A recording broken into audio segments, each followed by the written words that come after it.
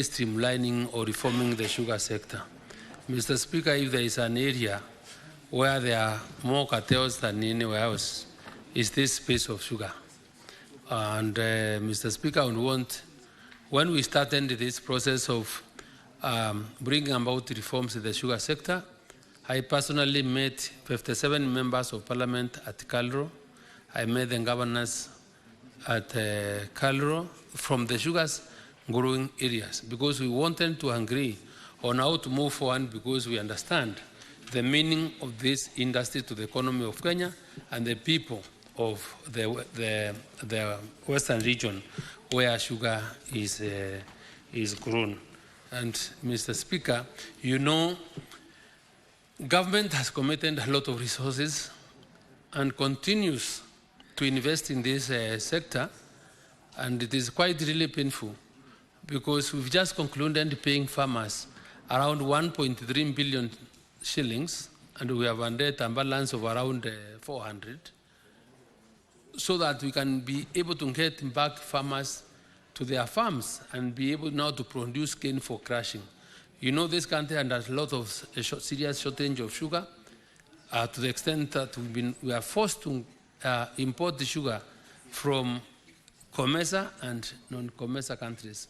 Even the COMESA safeguards that we've had for some time, we've now been threatened because they will not be extended after 2 years. So there is very need for us to really think together and be able to sort out the problems in the sugar sector. This we cannot do without the support of the leaders of this country, because the Kenya Kwanza administration led by William Ruto has already paid the farmers. We have already come out with a leasing model so that we are able to get investors to invest and bring in new technology and be able to bring in varieties and support, pay farmers in good time to produce enough cane for crushing, which will essentially be able to supply the local demand of sugar and really get us from the problem of trying to import sugar from outside the country, which inevitably leads us to losing a lot of foreign currency. So, Mr. Speaker, during this time, or the short time we've been there, we've been trying to bring order, and whatever we've been trying to do has been a subject of serious court litigation. And even now, the sugar leasing model that we wanted to implement, right now, we are now back in court because we've been stopped by an order not to continue with the process. I believe the cartels around the sugar sector are the ones that are paying money, paying litigants to go in court to try and stop this process. We are determined, because we mean well for the people, for the sugar cane farmers, and we will do our best to ensure that this process continues. We have, Mr. Speaker, appointed, have appointed the MDs of companies. There have been, Mr. Speaker, people have gone to court to challenge those appointments. Right now, Mr. Speaker,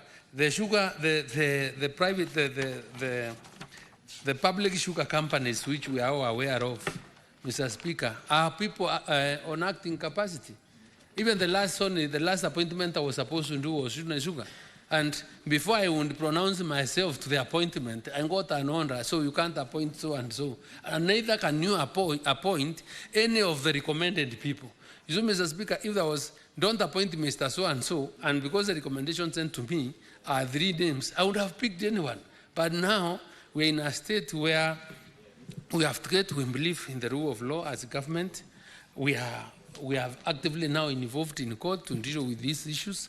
But as far as my ministry is concerned, and with the direction of the President, our main target right now is to ensure that we sort out this problem in the sugar industry. But of course, now I am requesting and appealing to the lenders, because you know these people, and especially those people from the sugar growing areas who are sponsoring these people to go to court. I know people want, there are some things that, and I've been told that people or those sponsoring those cases are only interested, some of them want to take over that land that belongs to to the farmers. And this could be the driving force. So, Mr. Speaker, when I know, like now we have the sugar bill that is out there for public participation. I know people are supposed to be out from the 1st to the 9th. You see the kind of situation that would be.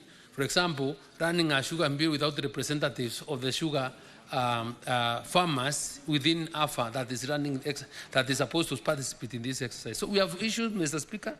We are trying to confront them head-on. We will do what we can, but please, whatever small thing that you can do as the representatives of the people of this country, please share ideas with us. Let us know, give us intel to know who these people are so that we can now know how to deal with them, because we must be able to sort out the problem in the sector. Because I am not ready any other time to go to the National Assembly to ask for money to pay farmers again. We have already made a request. The National Assembly has passed a write-off of a lot of money, revenue that belongs to government, for us to clean up that area and get people that can really invest strongly in this sector. But now, if we continue in the circus of cases, stopping, nothing is doing, first, farmers will lose confidence again. They will not support cane growing, will not get sugar. We continually import sugar. And then those factories again, and the workers will just be there accumulating debt in terms of salary. At the end of the day, it will end up becoming a very difficult exercise for us, and we do not want to frustrate those good people of this country that really practice sugarcane farming. Thank you, Mr. Speaker.